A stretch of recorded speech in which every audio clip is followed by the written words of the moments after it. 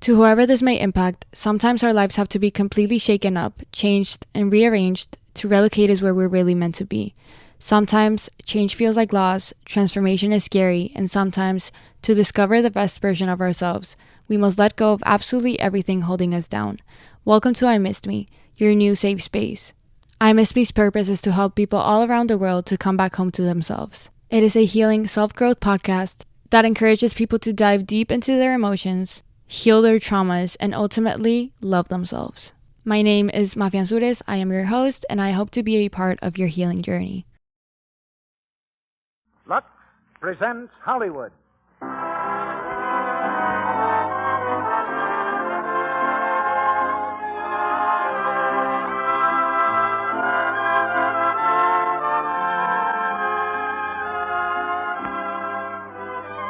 The Lux Radio Theater brings you John Garfield and Claire Trevor in Dust Be My Destiny. Ladies and gentlemen, your producer, Mr. Cecil B. DeMille.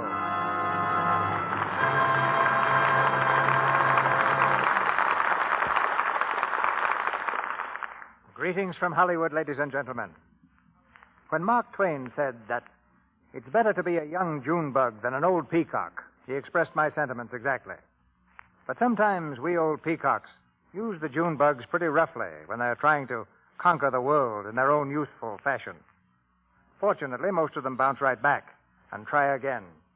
But when they don't bounce back, well, that's why a story called Dust Be My Destiny was written, why Warner Brothers made a motion picture out of it, and why we're giving you this play tonight, with John Garfield in his original screen role, co-starred with Claire Trevor. Dust Be My Destiny is the drama of a young man with a chip on his shoulder, just daring anybody to knock it off. And it takes a girl to do that job. A girl who's in love with him. And then it's the two of them against the world. When a boy and a girl in love face the world in a fair fight, they usually lick it and make a thrilling story for us into the bargain. It's a very different kind of play that we're presenting tonight, something quite off the beaten track. But I believe it's on the right track for your enjoyment, just as you're on the right track if you use Lux toilet soap. And the number of people who do use it is pretty good evidence of the way American women feel about our product. I'm afraid this theater, I mean the actual building where the plays go on, just isn't big enough to bring you all backstage. But I wish that were possible, so that every one of you could see what happens back here, from the minute the first rehearsal is called until the play begins. All the care and thought and work that goes into these productions has one purpose: your entertainment. It's the best way we know of showing our gratitude for your loyalty to Lux Toilet Soap. And now, for your entertainment, we raise the curtain on the first act of Dust Be My Destiny, starring John Garfield as Joe Bell and Claire Trevor as Mabel.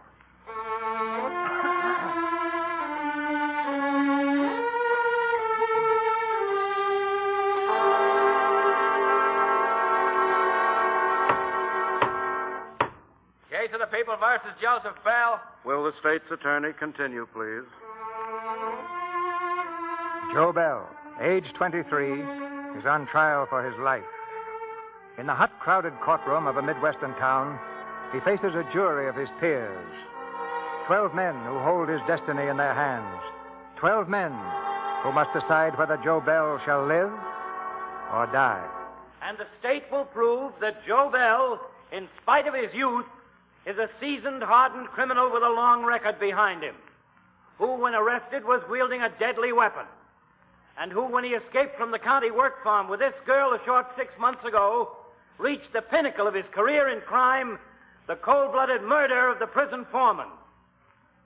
Ladies and gentlemen of the jury, the state will contend and prove that for this crime, Joe Bell deserves no mercy and merits the supreme penalty to be hanged by the neck until he is dead.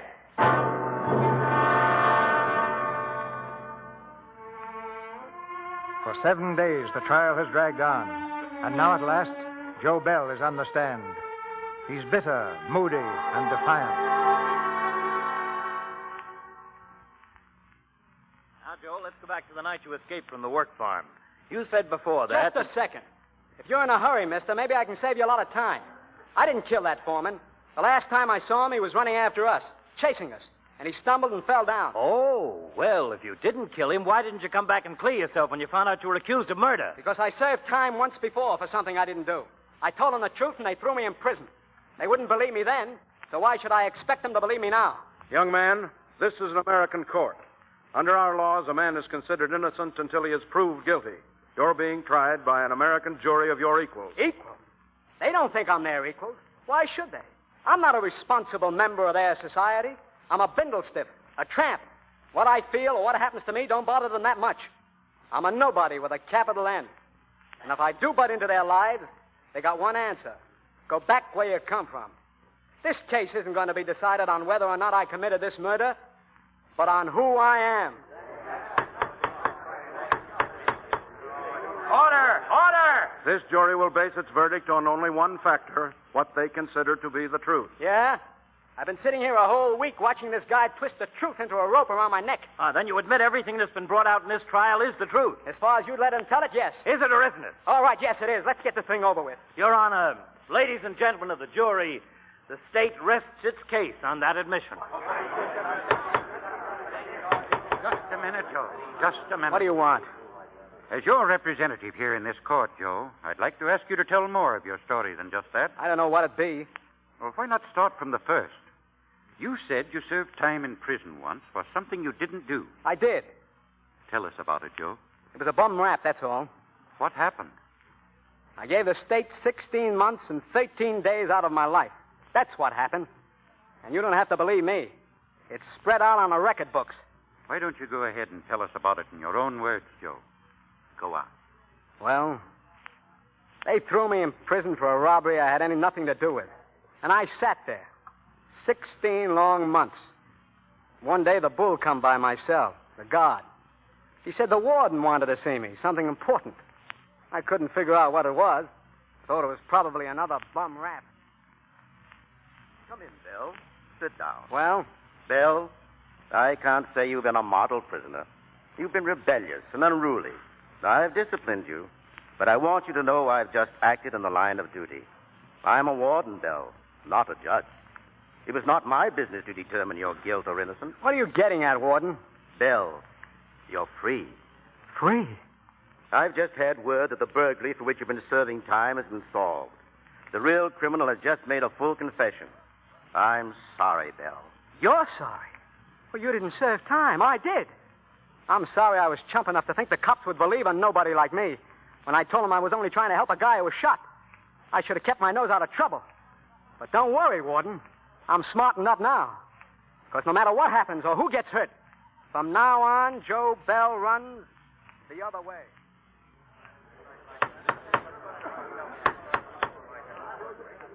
What happened after you got out, Joe? Will you tell us? Nothing much. I started doing what I've always been doing, hopping freights, just drifting. Pretty soon I picked up with a couple other bindle stiffs. Kids, Jimmy and Hank. We were heading out to the wheat fields on a freight, looking for work. But there's a law against riding free on a train. They pick you up for it and shove you in the jug. That's what happened to us. They pulled us off the cars, took us before the magistrate. You know what the charge was. We were tramps, bindle stiffs. And they ain't got any use for guys like that. Step up here, please. You. What's your name? His name's Jimmy. Jimmy Glenn. I asked him. Where do you live, Glenn? No place? Tramps, huh? Yeah, traveling all over the country looking for jobs means being tramps. That's us. You. What's your name? Joe Bell. You were with these other two? I just said I was. Don't lose your head, Joe. What's the difference? I've been in courts before. I know what the answer is for guys like us. Quiet. You don't think he's going to give us a home and a job, do you? Listen, you. If you're one of those kids that thinks the world owes you a living... I don't think the world owes me a living, but I think it owes me a right to make one. And let me tell you... Quiet. I'll do the talking in this here court. You ever been arrested before? Sure, lots of times. What for? For not being able to run fast enough. You're charged with disturbing the peace, vagrancy, trespassing, breaking and entering a railroad car. Judge, all we wanted was to get to the wheat Guilty or field. not guilty? Look, Judge, I don't care about me, but my brother, Jimmy here, he's just a kid. The law's the law. 30 days of the work farm for all of you. But, Judge, you've got to listen. You've got to. Don't beg him. Don't beg him. That fixes it. 90 days for you. Contempt of court.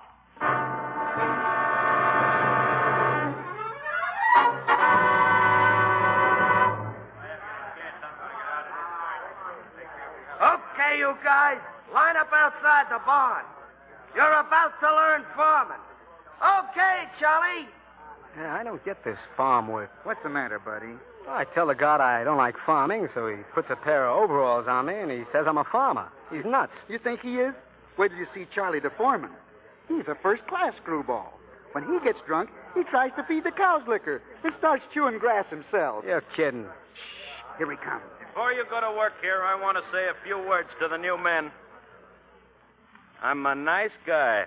I'm a bad guy. See, he's a screwball. I'm just showing you both sides of my nature. You can have whichever you want. Most of you are in here because you're tramps. You're tramps because you were too dumb to learn anything when you were kids. Well, you're going to learn now the hard way. And you're going to learn the most wonderful thing in all the world. Farming. You think he's stewed? Wait till you see the cow. You new one. Step out in front. You. Ever done any farming? Yes, sir. But my brother here, he ain't very strong. Little guy, huh? Close to the ground. Good for planting. You look healthy enough. Hay pitching for you? Yes, sir. All right. Who's next? I guess you mean me. Yeah. I guess maybe I do. What would you like to do? Anything but farming. And just to straighten you out, I wasn't too dumb to learn when I was a kid. Maybe that'll hold you. The first thing you learn at this work farm is to keep your mouth shut. The barn's for you if the cows will stand for it. The rest of you guys get going. And remember, I got two sides to my nature.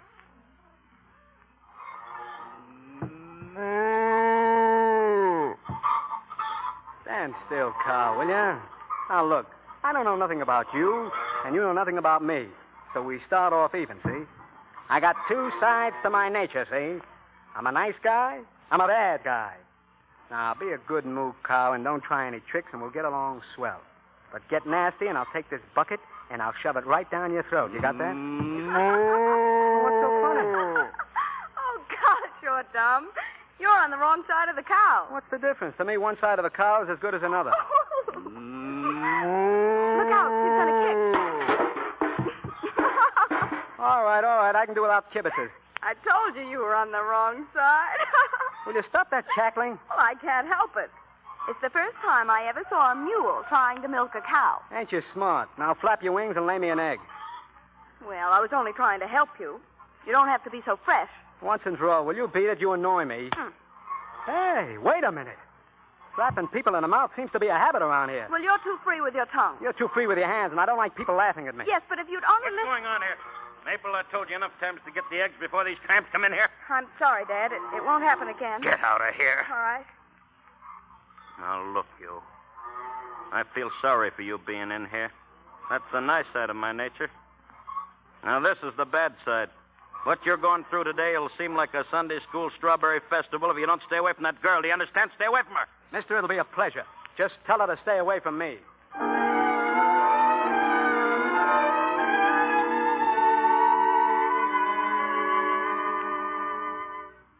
Well, Mabel, I certainly hope that what you're trying to do for Joe Bell is going to help him. I think he deserves the break, Warden. He doesn't know anything about farming. You should see him try to milk a cow. So I thought if you could give him a job driving, it would be better for him and better for the farm. I'll have a talk with Bell. I don't see why it can't be worked out if what you say about him is true. It wasn't fair of my stepfather to punish him. Charlie was probably drunk, as usual. Oh, no, he wasn't. Really, he wasn't. He gets those spells. He's a sick man, you know. Mabel, there's no sense fooling ourselves about Charlie any longer. I'd like to see him hold his job here, but there's his medical report. Tell him if he continues this way, he's through. Oh, but he's really sick. Will you tell him? Yes, I'll tell him. And Warden, thanks for helping Joe Bell.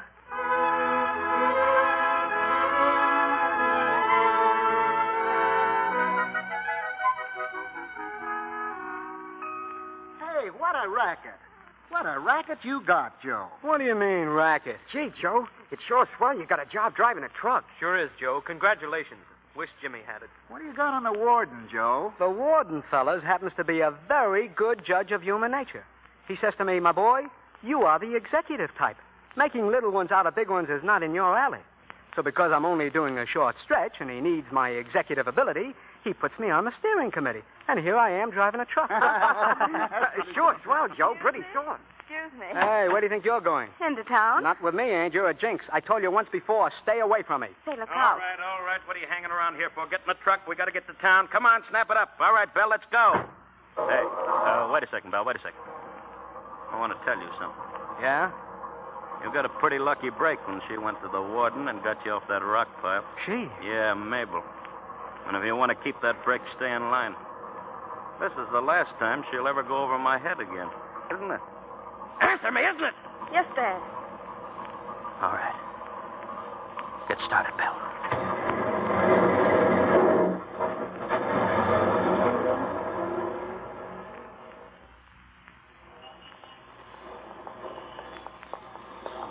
Those bundles look kind of heavy. Don't you think I ought to carry them?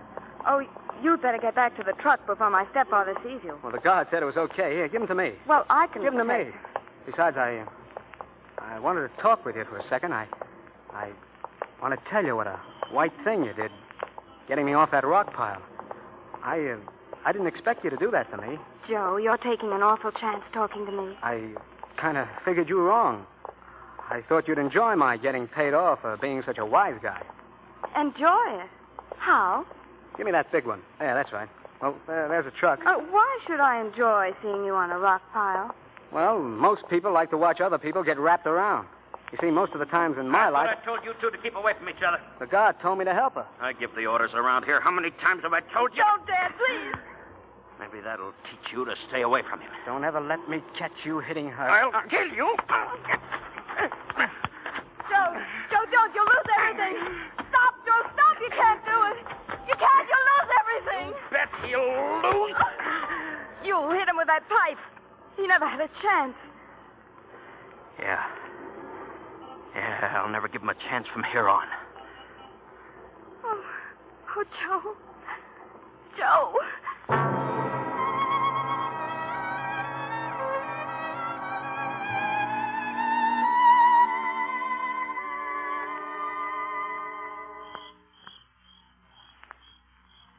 Joe, stop chewing on that hay. I can't help it. I'm happy. When I'm happy, I have to chew on hay. Swell night, ain't it? Joe, I've been adding and subtracting. You've only got 22 days left here. I'm going to ask you to do me a big favor. Yeah? What? Say that you love me. I mean, say I love you, and don't sound so ashamed when you say it. Well, listen, you've been asking me that for 6 weeks, and I've been saying it for 6 weeks. What more do you want? Well, those 6 weeks were just rehearsing. Now I want a real good performance. Oh, say it, Joe. All right, I love you. No. Say it without the all right. I love you, Mabel. You may not know it, Joe, but we're engaged. Don't worry, I know it. Gee, can't you just see the papers tomorrow? The Rosedale County Work Farm takes pleasure in announcing the engagement of its leading citizen, Joe Bell, to Mabel Alden. Please omit the flowers. 22 days, Joe. Just think. We better start getting ideas. I got ideas. Ever since I've been a kid, I've been on the move. Looking, always looking. I never knew for what. It got so I kind of talked myself into thinking that that's the way I'd finally wind up. That even after I die, my corpse would go right on hopping freights. Don't talk like that. Not anymore, I won't. I feel different now. I feel like I'd finally found what I wanted. What? A place to hang my hat. It's that simple. And it looks like we got it now. From now on, Mabel, we stay put. We? Oh, gosh, that sounds swell, Joe. I'll get a job somewhere. I'll start a bank. I'll write a book. Writing ain't so tough. Gee, you think so, Joe? Oh, sure. There's lots of things I can be. An engineer, a congressman, or a radio announcer. Then, boy, will we have a place to hang our hats. A 15-room house with a special wing fixed up like a boxcar for all the bindle stiffs. And it'll be a classy layout, see? And we'll have... Hey, what are you crying about? I can't help it, Joe. I want to laugh. But all these years I've been praying for something like this to happen. To have somebody I can talk to and hold on to. And now it's happening. Instead of laughing, I'm crying. I can't figure it out. Mabel. What? If I say it again, can I kiss you again? Oh, sure. I love you, Mabel. Who's that over there? Joe, Charlie. Take it easy, Mabel. Who is it? Oh, yeah, I thought so. I thought it was you two. Look, Charlie, you got to understand. Sure, I understand. Listen, we were just sitting here. Yeah, you were, huh? Let go of my arms. Let go. Charlie, I don't want no trouble with you. If you give me a chance to explain... All right. I'll give you a chance. Let go of me. Okay. You see, Charlie, it's because... Joe, look out! You rat. Don't hit him, Joe, don't. No. Oh. I told him I didn't want no trouble. Joe, what are we going to do? Come on, let's scram out of here. Where are we going? What's the difference? Come on. Come back here. Come back. He's coming after us, Joe. Don't stop to look back. Come on. Stop, do you hear me? Stop. When I get my hands on you, I'll... Joe. Joe, wait. Come on, I tell you. No, look. Something's happened to him. He's keeled over. Joe, he's just laying there on the ground. Let's go back, Joe. And have them stick another year on my stretch. Put me back on that rock pile. Not me, they won't. Well, what else can you do? Start running like I always do. And me. You stay here. I'll send for you. Joe, I'm going with you. No, you're not. You don't know what it's like going from one place to another. It's no worse than staying here. Joe, you can't leave me. I'll go wherever you want me to go. You'll have to take an awful lot of chances. I love you. I'll take any chance you will. Okay. Come on.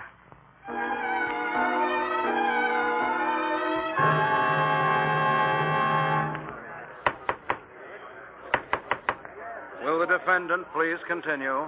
Go ahead with your story, Joe. Well, Mabel and me took it on the lam, all right.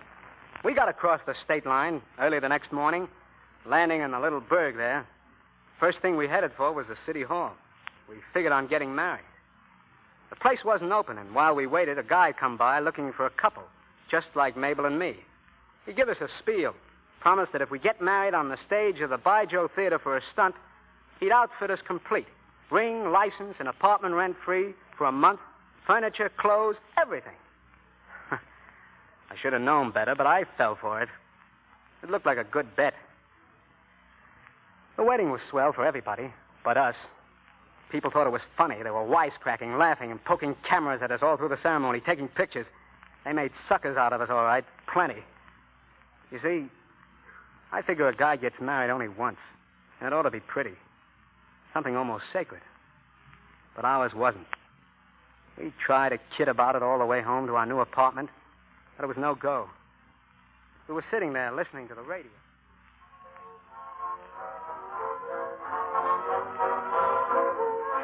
Looks like my ring is turning black, Joe. Already? That's all right, honey. As soon as I get a job, I'll buy you one with a big diamond in the center. Gosh, I wouldn't have felt so bad if there had been at least one orange blossom stuck around the stage somewhere. Come here. Look, Mabel, I don't care about the wedding or the ring turning black or people laughing, as long as I got you legal and everything. Oh, Joe. Then I'm satisfied. We interrupt our program to bring you a news report. Charles Garrett, foreman of the county work farm, was murdered this afternoon by Joe Bell, a convict. Joe! Quiet. Joe Bell fled the scene of the crime with Mabel Alden, stepdaughter of the murdered man. The entire town of Rosedale is aroused, and posses are scouring the countryside searching for the murderer. Keep tuned to this thing. Charlie's dead. A murder rap. But you didn't kill him. Come on. We'll figure that out later. But you didn't do it, Joe. You know you didn't. Who's going to believe me? Everybody when you tell them what happened. Yeah, that's all I got to do. Just tell them what happened and they'll believe me. Look, Mabel, as far as they're concerned, I'm hanging by the neck already. I'm a nobody. Come on. Get your things together, quick. But what are you going to do? Do what I've always done every time I got in a spot. Run.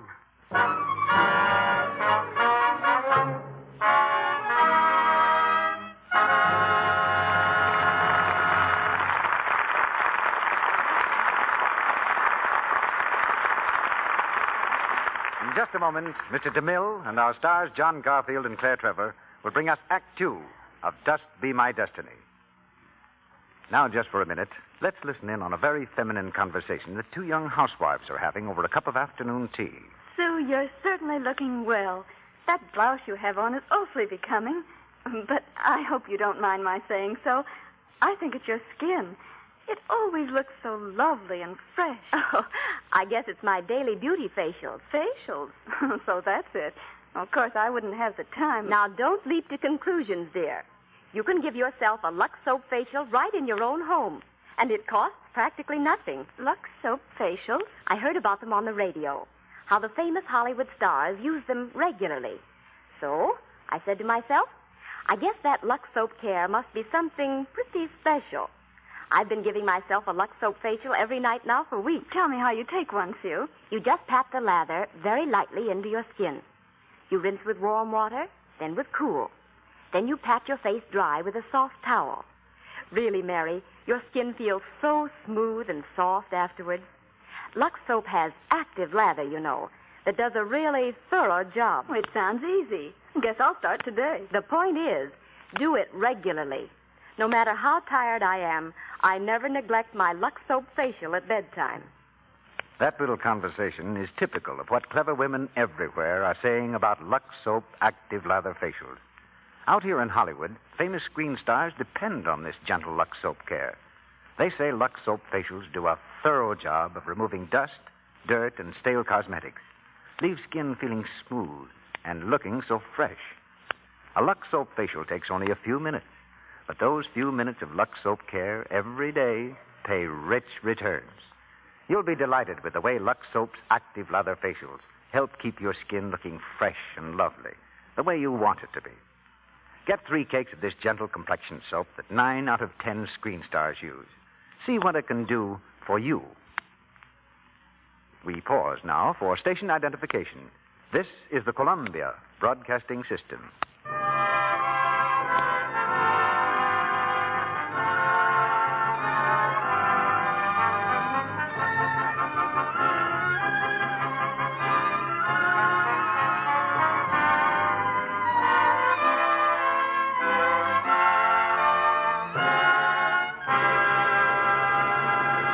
Act 2 of Dust Be My Destiny, starring John Garfield as Joe Bell and Claire Trevor as Mabel.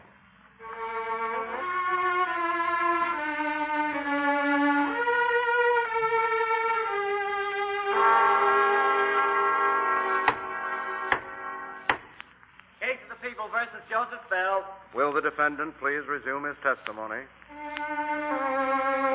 Joe Bell, on trial for his life, continues his story. The courtroom is hushed and expectant. Mabel Alden leans forward and watches anxiously.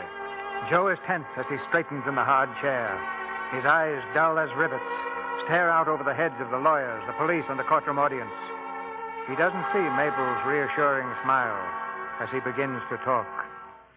After Mabel and me heard the radio say a posse was out after us, we blew town, quick. I don't know how long we were traveling. Too long. We were tired and hungry most of the time. Mabel was taking it pretty big and once almost quit on me. I wouldn't have blamed her. But if she had, I'd killed myself. One night late, we ducked into a little cafe on the edge of town. We hadn't eaten for 2 solid days. I ordered up a big meal apiece, and we downed it like that. You ever taste pie like this, Mabel? It's just a... Hey, what's the matter? Joe, how are we going to pay? Who says we're going to pay? Oh, Joe, we have to. You go over by the door and keep it open in case we have to start running. I'll do the rest. Hey, mister. Sure. You want something else? No, just a business proposition. I'll toss you for the check. Eh? What do you say? You heard me. I'll toss you. Double or nothing. A smart boy, eh? With the butcher, I don't toss. With the baker, I don't toss. Why should I toss with you? Police fought to pay me $1.25, please. Supposing I told you I ain't got $1.25. Supposing I told you and your girlfriend got to work out for the $1.25. Supposing I told you it'd be a pleasure. All right, honey, roll up your sleeves. We go to work at last. Hey, wait for a minute. I got the proposition. My name is Nick. Yeah, honey? This is Nick. Pleased to meet you. Hello, Nick. Tell me, you two are hooked up? Married, eh? Oh, no, he's my brother. Huh? Yeah, that's right. Oh, not so good.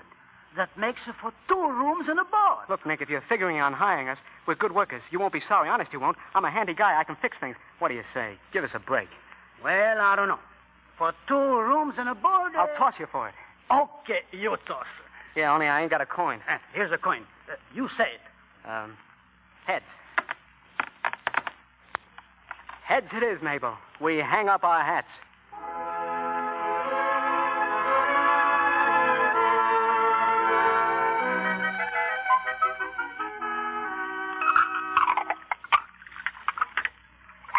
Hey, I thought that told you and Joe to take off today. I know it, Nick.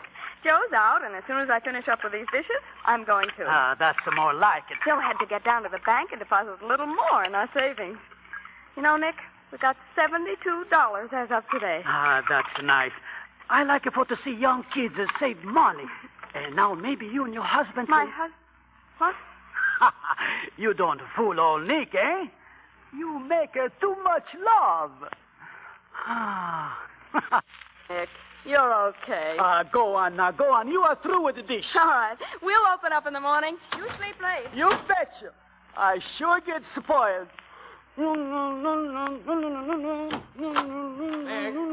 Nick, are you here? Coming. Oh, you Nick. Busy right now? Gentlemen, what can I give the police today? I feel real hokey-dokey. It's on the house. Sorry, Nick. Sorry. We haven't got time. We're paying you a business call. Where's the two kids that work for you? Which two kids, you mean, Lieutenant? Come on, Nick. Stop playing foxy. We've seen those two kids working around here a dozen times. What for you want them, Lieutenant? Got a warrant for their arrest. Here. Take a look at this circular. See that guy? Yeah. And the dame? Yeah. Well, they're the two who's been working for you. Now, don't kid me. This is serious. They're wanted for murder. Murder? Hey, that circular thing must be crazy. Where are they? They and don't quit work stalling. here. They don't work here no more. They don't? Since when? Since last week. They come in one day and quit. Where'd they live? I don't know. I got no interest where they live. Come early in the morning and go late at night. That's all I know. Okay, Nick. We'll find them ourselves.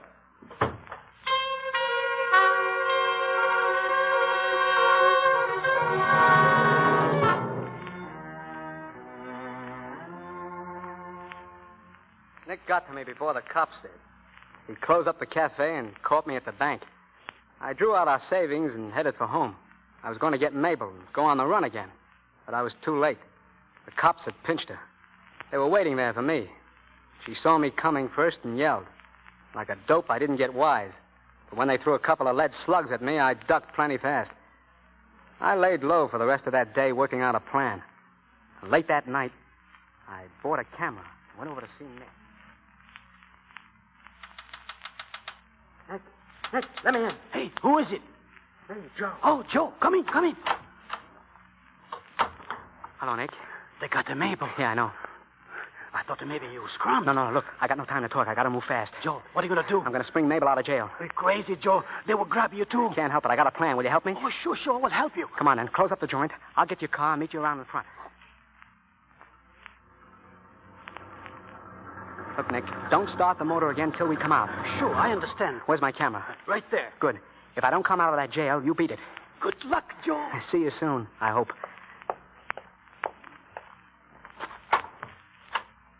Hello? You the jailer around here? Yeah, what you want? Pass to the woman's ward. I got to get some pictures of the Alden dame. I don't remember you. Who you with? National Press. Wait a minute. One of your guys took some pictures already. Yeah, and some drinks afterwards. Busted up his plate, so they told me to beat it over here and get some new shots. All right, come on. I'll take you back there myself. Sorry to bother you, but a guy will go for that hard liquor now and then. Yeah. Do you know that guy that took those pictures? Yeah? He spoiled the films, huh? Yeah, all right, you don't have to worry. I'll take care of you. Say, that'd be swell. You really will? Sure. Well, there's the matron over there. She's got the keys for the dame's cell. Hello, Luke. What'll it be? More pictures? Yeah, this guy's from the National Press. The other cameraman got stiff and spoiled his films. He wants more pictures of the Alden dame. And of me and you, too. He does, huh? You want pictures of her, don't you? I sure do, if you let me. Certainly. Alden! Hey, Alden! Can't you leave me alone? Hi, Miss Alden. Oh, Come on out and get your picture taken again, dearie. sure. Why not? All right, matron. You in the jailer. Get your hands up. I'm taking her out of here. Look out, Luke. He's got a gun. Put that gun away, mister. Get smart. Don't move an inch. She goes out of here if I have to kill everyone in the place. Get their keys, Mabel. Hand him over, matron. You heard him. You're breaking jail. You can't. I can't, huh? Get in that cell, both of you. Give me the keys, Mabel. They'll catch you sure as shoot. Shut up. You're making a Come on, honey, let's go. mistake, fella. Oh, Joe. Take it easy, kid. Nick's waiting for us. Joe, I knew you'd come for me. I just knew it.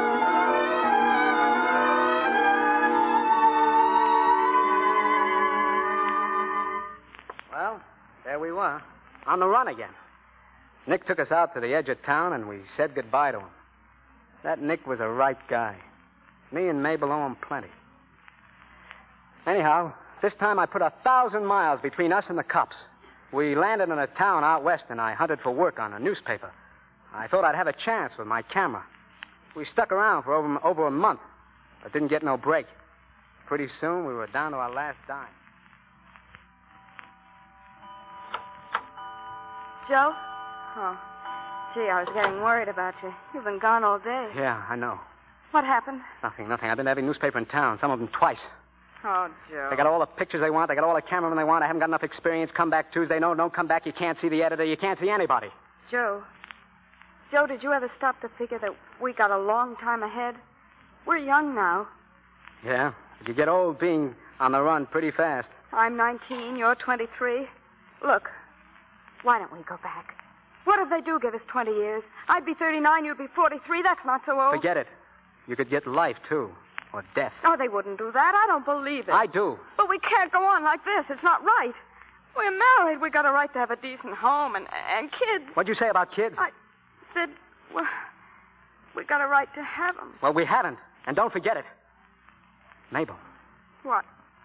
Tell me the truth. Yes or no? No. I'm glad of that. You ain't got no right to have kids born with 2 strikes on them at the start. Yes, Joe, yes. Look, I'm going out. Where? For a walk. I need some fresh air. I'll go with you. No, I want to go alone. But, Joe, you just got home. I don't see... Joe. Yeah? You've got your gun. That's right. You're going to pull a stick up. What about it? I won't let you do it. You don't know what you're doing. Let go. Don't you realize we're down to our last dime? You'll get a job. You will. Sure, there's 1 million of them around. I won't let you steal. What would you rather have me do, beg? Yes. Yeah? Well, not me. At least I still got my self-respect. Anybody can beg, but it takes courage to steal. Oh, no, Joe, no, it doesn't. You're wrong. Listen to me, Joe. You can't go. Don't you see what you're doing? You're proving to them that they're right and you're wrong, that you don't deserve a break. Don't you see, Joe, you're giving up. That's a lot of talk. I don't care what we go through. If we have to starve, anything, I'll stick. I'll stick as long as I feel you're right, that you're honest. But if you do this, you don't have to come back. You mean that? Yes. Okay, Mabel. You're going? I can't hold you? No, you can't. All right, Joe. I once told you that any time you felt like going, you could just get up and go. Yeah. I remember. So long, Mabel.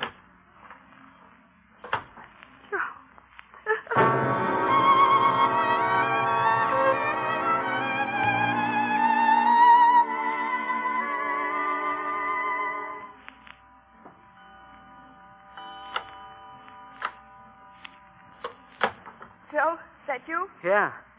It's a nice night for a walk. I'm sorry you didn't come with me. Joe, look at me. Joe. I couldn't do it, Mabel. I couldn't go through with it. Oh, darling. It wasn't in me. It just wasn't. I knew you couldn't rob anybody. I knew you couldn't.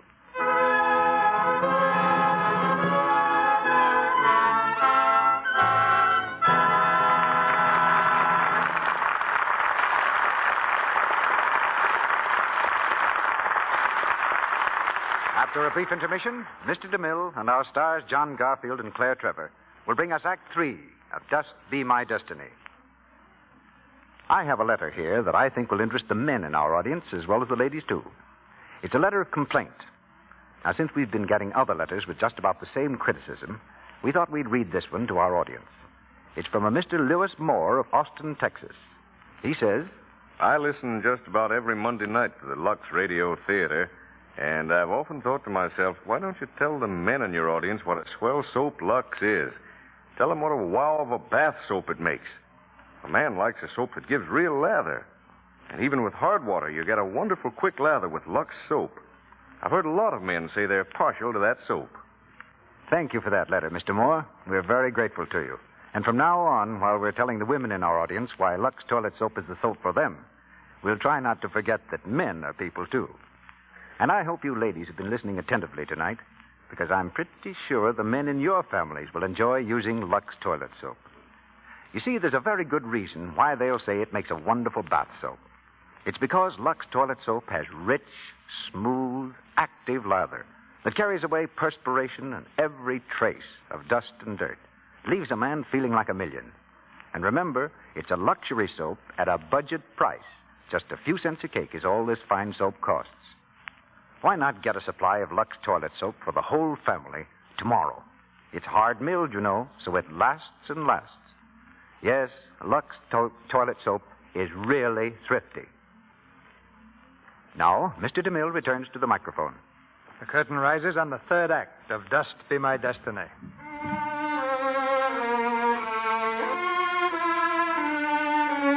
Joe Bell, on the witness stand, is hard and indifferent. He scarcely seems to realize that his life is at stake. The spectators strain forward, eager to hear every detail as Joe Bell continues his story. So I didn't pull the stick up. I don't ask you to believe that. You probably don't anyway. But I didn't. Anyway, a few days later, I took the camera down to Hockett. We had to eat.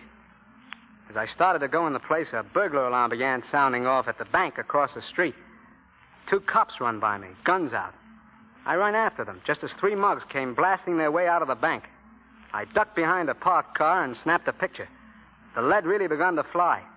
One of the cops stopped a bullet, and I caught a shot of him falling and the guy who did it. When the mugs piled into their car, I got another. It was a wonder no one took a crack at me. Well, when it was over, I hot-footed it down to a newspaper, the Journal. I had a great idea, Mike. Journal. Just a minute, I'll connect you.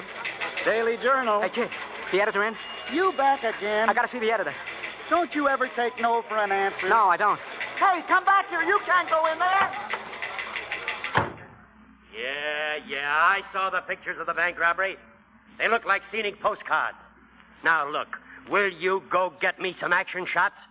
I can buy postcards of this city at a penny apiece. Hiya, Mr. Leonard. What do you want? I'm busy. I want to speak to you about... Weren't you in here looking for a job last week? Yeah. I thought I told you then. You told me I didn't have enough experience.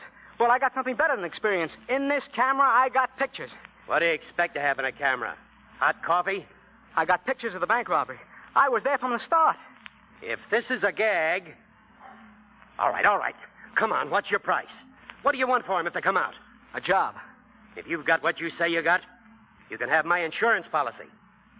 Let's get into that developing room.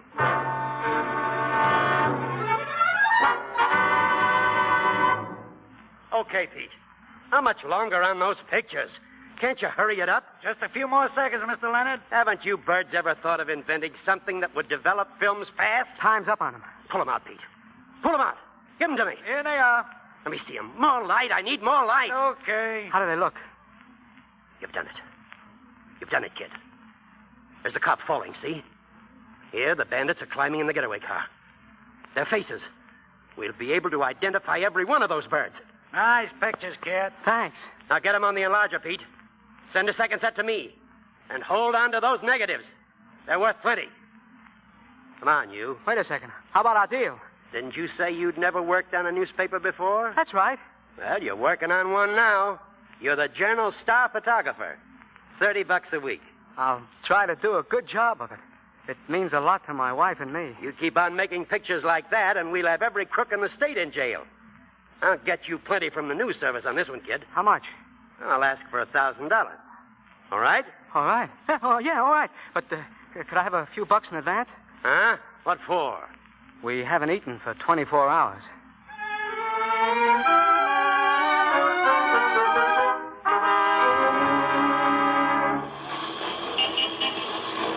Extra pictures of the bank hold-up. Extra exclusive pictures of the hold-up. Extra Journal. Read all about it. Exclusive pictures. Those are your pictures he's yelling about. Yeah, it gives you a funny feeling. Dig into that steak, honey. Joe, you think we ought to go out and buy a paper? What for? We bought 6 already. Well, those are just to look at. We need one for the scrapbook.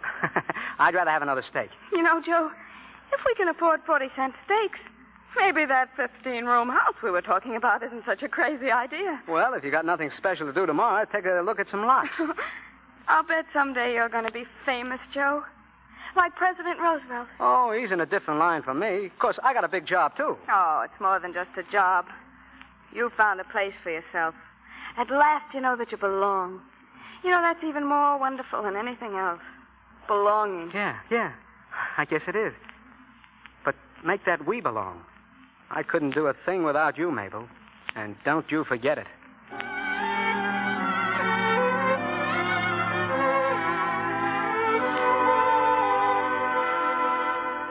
Maple and me were sitting pretty then. But I guess I ain't supposed to get the breaks. Not for long. It happened right after I got the pictures of the Vanetti mob robbing that bank. I came into Leonard's office one morning, and he told me the Southern Press Association wanted my picture in a story. Well, how could I? I couldn't have my picture going into every paper in the country. I told Leonard that, and I told him why. That a murder rap was out against me. He never turned a hair. He rung the Southern Press back, and he told him he was the guy who took the bank pictures. Then he wanted to speak to Mabel. So I took him over to our apartment. No, believe me, Mr. Leonard. Joe never killed my stepfather. The last we ever saw of him, he was running after us. And that's true, every word of it. I believe you. And I believe Joe, all the way. What I can't figure out is why you didn't go back and give yourselves up. Joe can answer that. Because I know nobody would believe us, that's why. I'm not so sure of that, Joe. I am. I've been on the short end too many times to think different. You're one of the few guys that ever gave me a real break. You and a guy named Nick. I don't think I would have minded so much before. I was kind of getting used to moving on, but... Well, now, this is the first time Joe and I have ever had a place of our own. I mean, you know, sort of a home, and... Well, it made us feel like we could keep on living like everybody else for a change. You're going to keep on living like everybody else. Oh, but they'll find out. Not if I don't tell them they won't. Oh, Mr. Leonard. Now, look, Mabel. I didn't come up here to make you cry. Stop it. Hello? Yeah. It's for you, Mike. Hello? Yeah?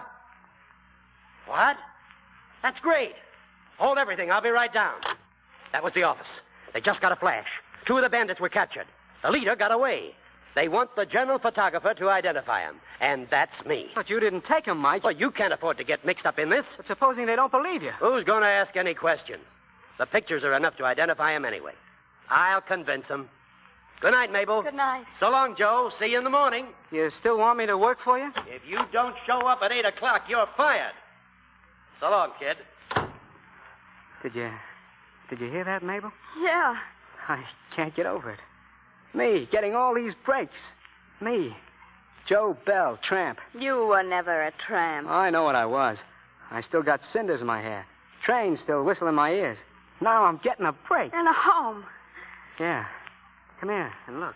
What, Joe? Out the window. You see all them stars? And the moon? Yeah. Well, maybe you know it, too. But we're sitting on top of them. Yeah. I guess if we had a baby now... Yeah, what? We'd have just about everything we could ever want. A baby? Well, that don't sound like such a bad idea. A baby. Joe, look. What? Isn't that Mr. Leonard down there? Yeah, but he didn't bring his car, did he? No. Joe, look at those 2 men. They look as if... Wait here, I'll be right back. No, Joe, wait. Don't you see what it is? They got a gun in his ribs. Joe, be careful. They may be the gangsters. Joe, they'll kill you.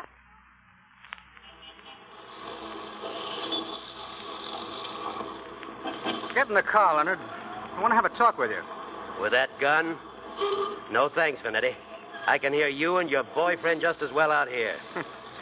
You're a very handy guy with a camera, Mike. You get your information fast, don't you? Yeah, and I move fast, too. Now, look. I got 10 grand here. It's yours if you don't identify my friends. I can make more than that writing a book about guys like you. 15 grand. You're wasting your money. All you got to do is turn over the negatives. What do you say, 15 grand? I'm not interested. Well, glad to have seen you, Vanetti. You ain't going nowhere, Leonard. Get in the car. Get in. Okay. Wait a second, mister. What's the rush? Careful, Joe. Who's this guy, Mike? Get out of here. Thanks. I'll stick around. Get off that one board or I'll step on it there. No, you don't. Joe, look out. Get off the car. I'll take that wheel, buddy. Let go of that wheel. Hang on, Mike. You want a record? Sure, why not? Keep it moving now. Joe, Doc, look out.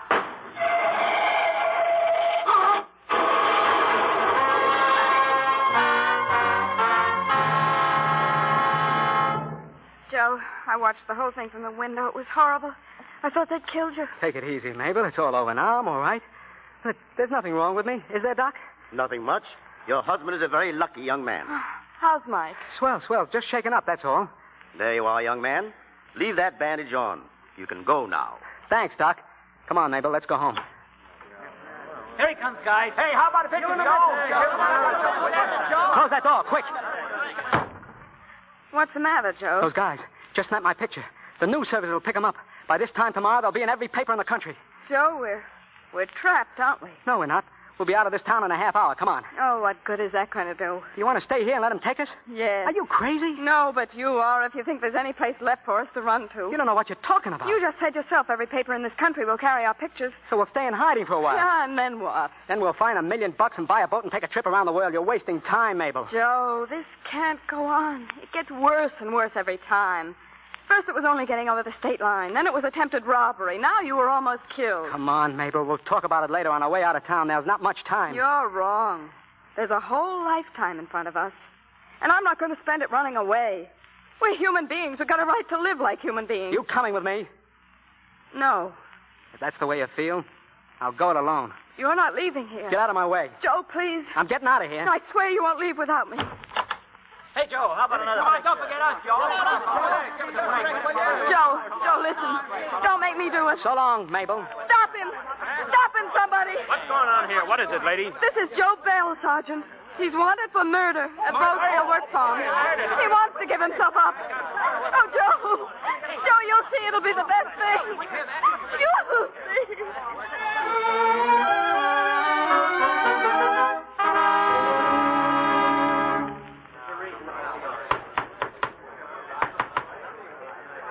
Well, that's all there is. They brought me back here to face trial. And here I am. What I've been telling you is the truth. I got no reason to lie. Why should I? It wouldn't do me any good if I did.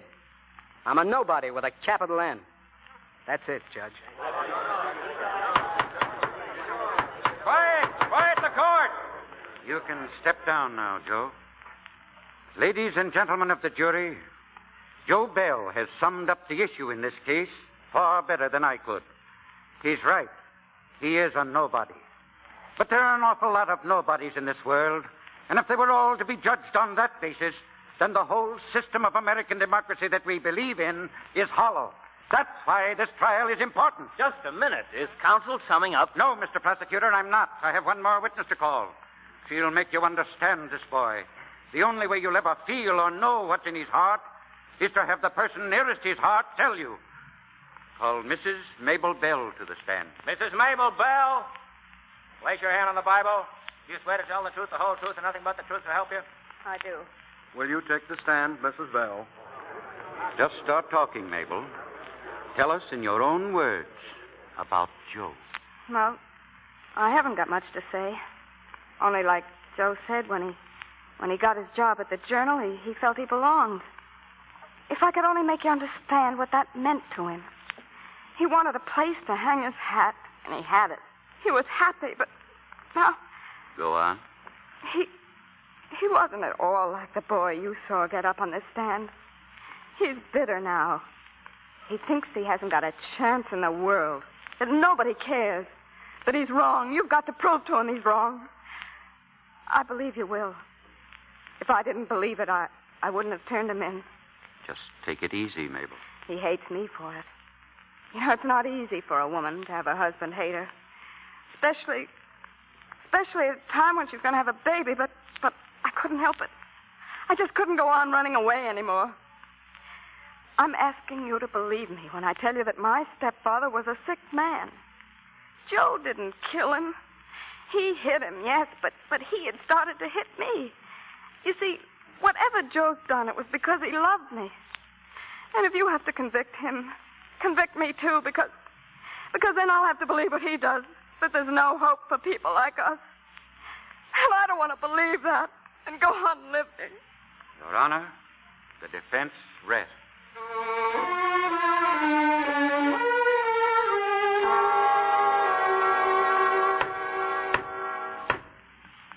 Ladies and gentlemen of the jury, have you reached a verdict? We have, Your Honor. The defendant will rise and face the jury. What is your verdict? We find the defendant, Joe Bell, not guilty.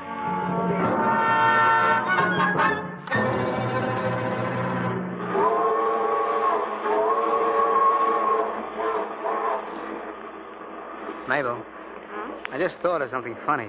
What? You know, this is the first time we've been on a train together where we actually paid our fare. This is the first time we've ever been on a train when we actually knew where we were going. That's right. And, Joe, there's something else. I know what you're going to say. What? We finally found the place to hang our hats. My hat, your hat, and Joe Jr.'s.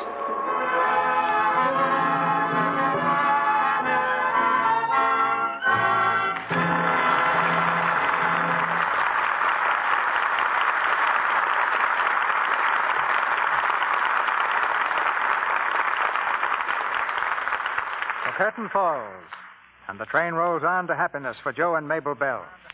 And we introduce our stars for a curtain call, John Garfield and Claire Trevor. Well, now that we're through hitchhiking around the country, Mr. DeMille, I want to tell you that it was a pleasure to be here and a pleasure to work with Claire Trevor. Well, thank you, John. I've enjoyed it, too. You played a very authentic Bindlestiff, John. Sounded like you had experience on the road yourself. Well, yes, I did. I've done a little traveling without a ticket. You know the way, a big smile and go my way, buddy. Matter of fact, that's how I first saw Hollywood. I came in on sort of a shoestring myself. Hey, what is this story, John? I thought you came out here after a big success on the New York stage. Oh, not the first time, Claire. I came out after a big success in a Nebraska wheat field. Just big enough so I can continue my trip from New York to Hollywood by thumb and eat on the way. It was certainly the most solid kind of research for your part tonight, John. Yes, sir. And I certainly had a lot of fun before I finished my grand tour of the United States. And with a little urging, I bet you'd do it again. But before we say goodnight, Mr. DeMille, I'd like to tell you again, as I have before, that I think Lux Soap is a grand soap. And I know there are millions of women who back me up in that. They know what a help Lux Soap is in keeping their complexions soft and smooth. Dust will not be the destiny of any complexion that knows Lux Toilet Soap, Claire. What's coming up on this stage next Monday, Mr. DeMille? A great play and a great cast, John. The play is The Letter by Somerset Maugham. And our cast is headed by one of the finest actresses of these or any other times, Miss Betty Davis. With Miss Betty Davis, we present the same star who appeared with her in the Warner Brothers picture, Herbert Marshall. The Letter is the story of just a few weeks in a woman's life. Relentless, dangerous weeks. So sharply presented in this drama and so finely acted by this cast that I firmly believe you'll remember next Monday night's play for many months to come. Oh, it's one of my favorite plays, Mr. DeMille. I don't want to miss it on the air. Well, good night. Good night. Good night. Good night. That applause you hear echoes from coast to coast.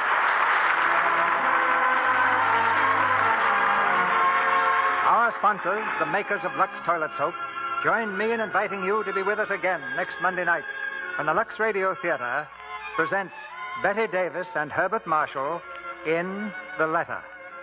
This is Cecil B. DeMille saying good night to you from Hollywood.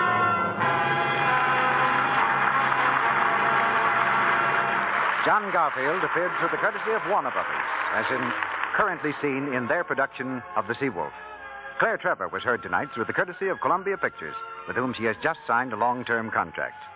The novel, Dust Be My Destiny, was written by Jerome Odlum. Included in tonight's play were Arthur Q. Bryan as prosecutor, Rex Heath as judge, Tony Martelli as Nick, Earl Ross as Mike, Pat Collins as Pete, and Paul Irving, James Eagles, Edward Arnold Jr., George Yesner, Speck O'Donnell, Bruce Payne, Adelaide Irving, and Earl Keane. Our music is directed by Louis Silvers, and your announcer has been Melville Ruick. This is the Columbia Broadcasting System.